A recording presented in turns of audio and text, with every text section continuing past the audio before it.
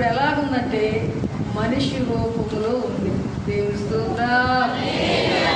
కాబట్టి ఈ మనిషి, ఈ మానవుడు చనిపోతేనే మరలా మునుపటి వలె ఈ మనిషి దేహము భూమికి చేరి మట్టిగా మారిపోతుంది. దేవుని స్తోత్రం.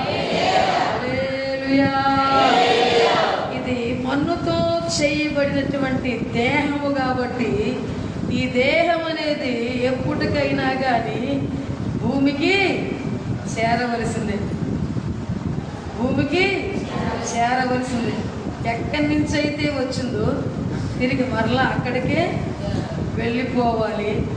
ఆత్మ మాత్రం దేవుడిచ్చింది కాబట్టి ఆ ఆత్మ ఇచ్చిన దేవుని దగ్గరికి వెళ్ళిపోవాలి. దేవుని స్తోత్రం. హల్లెలూయా. అంటే ఆత్మకి ఉన్నటువంటి విలువ దేహానికి లేదు. దేహానికి ఎప్పుడు విలువ వచ్చిందంటే ఆత్మ ఎప్పుడైతే మనలో ఉంటుందో అప్పుడు విలువ వస్తుంది. ఆత్మ ఎప్పుడైతే వెళ్ళిపోతుందో దేహానికి విలువ ఉండదు. ఎందుకంటే దేహం ఆత్మ మనలో ఉన్నంతసేపే పనిచేస్తుంది. దేవుని స్తోత్రం.